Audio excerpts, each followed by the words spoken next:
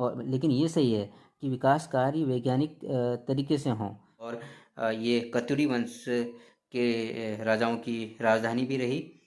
तो ये शहर, इसकी जो ऊंचाई है, अल्टीट्यूड है, लगभग 6000 फीट के आसपास है। दोस्तों नमस्कार, मैं आपका दोस्त हर्ष जोशी और आप सभी का स्वागत है आपके अपने चैनल हर्ष जोशी हिमालयन में। दोस्तों आज मैं बात करूंगा जोशीमठ की। जोशीमठ जो उत्तराखंड का एक प्रमुख इसको आप केंद्र कह सकते हैं, जहां से आप बद्रीनाथ धाम या हेमकुंड साहिब सहित कई एरिया में, जैसे कि Auli, valley of flower, greater Himalayas के कई पार्ट में आप यहाँ से होके जो तीर्थ यात्री या पर्यटक जाते हैं उसका एक सेंटर रहा है। और आदि गुरु शंकराचार्य ने भी यहाँ पर तप किया था और इस शहर की स्थापना विधिवत रूप से कह सकते हैं हम की थी। तो इस शहर का एक प्राचीन इतिहास रहा और कत्यूरी वंश के जो राजा थे उन्होंने भी यहाँ पर अपनी राजधानी बनाई और उसके बाद उन्होंने अपनी राजधानी वर्तमान में जो बागेश्वर ज़िले के बैजनाथ, गरुड़ बैजनाथ में शिफ्ट की। तो जहाँ तक यहाँ के लैंडस्लाइड या ज़मीन धंसने की अभी खबरें आ रही हैं, दोस्तों ऐसा नहीं है कि ये अभी से ये मामला हो रहा हो। अभी रिसेंट पास्ट में देखें तो 1971 के आसपास भी यहाँ पर इस तरह का कुछ मामले देखे गए थे। उसके बाद 1976-77 के आसपास यहाँ पर तत्कालीन उत्तर प्रदेश सरकार ने एक आयोग गठित किया था। आयोग ने अपनी रिपोर्ट दी और कुछ इसके लिए मतलब अपने जो इसके दूर करने के लिए अपने राय दी। उस पर कितना अमल हुआ नहीं हुआ वो देखने वाली बात है। लेकिन अभी पिछले कुछ दिनों से या पिछले कुछ सालों से ये मामला यहाँ पर ज़मीन धंसने की घटनाएं धीरे धीरे ज़्यादा आने लगी। तो सरकारों ने इस ओर बहुत अधिक ध्यान नहीं दिया और वहाँ पर अवैध निर्माण भी होते रहे।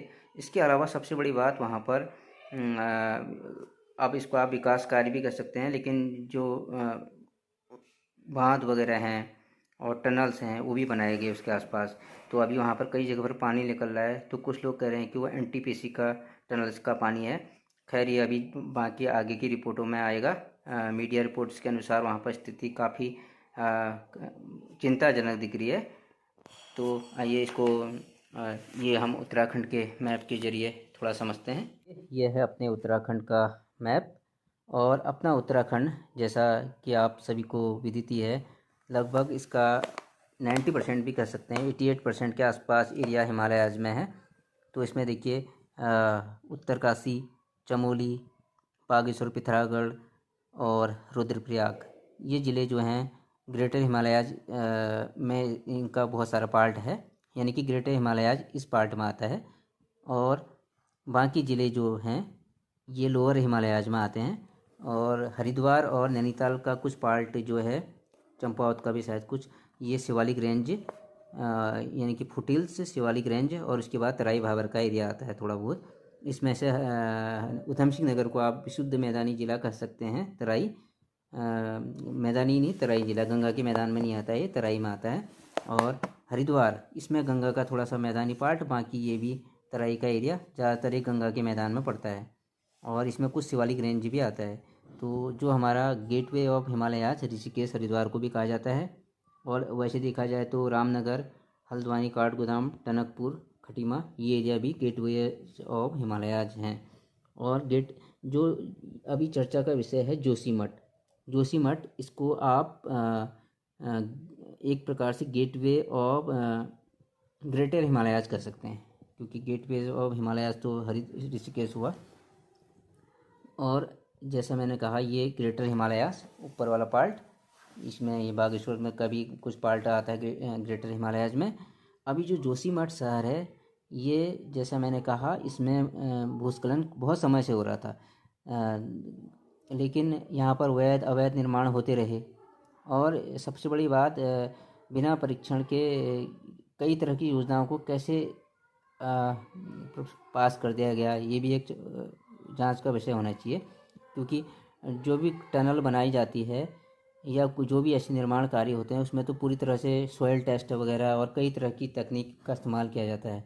तो ये एक चिंताजनक विषय है और दोस्तों मैं इस यहाँ पर एक बात स्पष्ट करना चाहता हूँ, जो विकास कार्य हैं वे बाधित नहीं होने चाहिए। जोशीमठ के हो या कई और जगह पर ज़मीन धंसने की या लैंडस्लाइड की घटनाओं के कारण, क्योंकि कई लोग इस पर सरकार पर या एडमिनिस्ट्रेशन पर उंगली उठाते हैं कि यहाँ पर विकास कार्य क्यों हो रहे हैं। और लेकिन ये सही है कि विकास कार्य वैज्ञानिक तरीके से हों, जैसे बेतरतीब तरीके से ब्लास्टिंग वगैरह नहीं होनी चाहिए। और टनल्स का भी कहाँ जहाँ पर निर्माण है ज़रूरत है वहाँ पर, जैसे अभी अल्मोड़ा में और कई जगह पर टनल्स की बात हो रही है, लेकिन पहले वहाँ पर पूरी तरह से वैज्ञानिक दृष्टि से जांचा जाए कि ये जगह इस योग्य है या नहीं।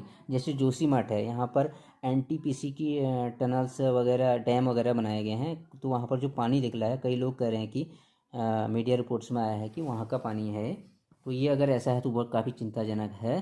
तो बड़े बांधों का निर्माण में पहले सोचा जाए, और लेकिन सड़कों का चौड़ीकरण, ब्रिज और कुछ जगह पर टनल से भी बहुत ज़रूरी हैं, लेकिन पूरी तरह से जांच के बाद इस तरह का निर्माण किया जाए। लेकिन बिना सोचे समझे हम विकास कार्यों का विरोध भी नहीं कर सकते। ये सही है, जो ग्रेटर हिमालयाज के पार्ट हैं या कुछ लोअर हिमालयाज में कुछ पार्ट, तो वहाँ पर अगर ये निर्माण कार्य के योग्य नहीं है, जैसे जोशीमठ में है, यहाँ का इतिहास इस तरह का रहा था, वहाँ पर अधिक इस तरह का निर्माण नहीं होना चाहिए था। लेकिन अब जो कुछ हो गया है, तो सबसे पहले सरकार को चाहिए कि जोशीमठ के जो लोग हैं इनका वहाँ से लगाव है और इनका जो काम काज है पूरा वहाँ से जुड़ा है, तो जोशीमठ के आसपास ही 30 से 50 मीटर के आसपास या 15-20 किलोमीटर के आसपास ही पूरे शहर में कुछ पार्ट में वहाँ पर ये हो रहा होगा भोज धसाव, तो वहीं पर इन लोगों को कहीं पर अलग अलग जगहों पर इस एरिया में बसाया जाए, जिससे उनका यहाँ पर कारोबार भी बहुत अधिक प्रभावित ना हो। और इस शहर में आप प्लांटेशन करके या कुछ टूरिज्म के काम, धार्मिक पर्यटन के काम से शहर का अस्तित्व बचा सकते हैं।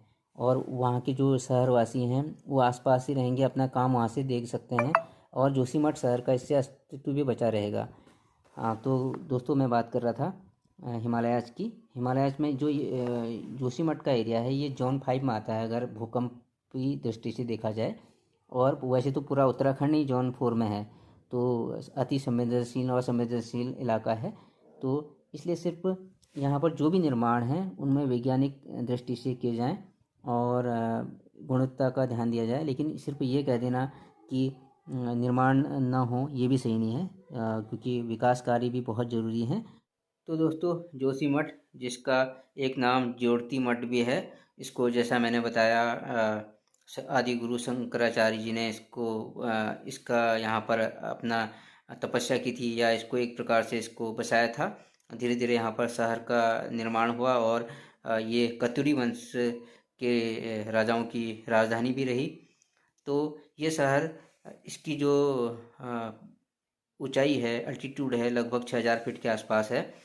और अभी उम्मीद है सरकार इस शहर को बचाने के लिए पूरी कोशिश करेगी, और इसमें अगर सरकार इसके शहर के आसपास ही 20-30-50 किलोमीटर या 30 किलोमीटर के आसपास कोई तो स्थान होगा, मुझे लगता है, जो सही ढंग से होगा, या कह सकते हैं जहाँ पर एक शहर बस सकता है, तो उसको उचित ढंग से बसाया जाए।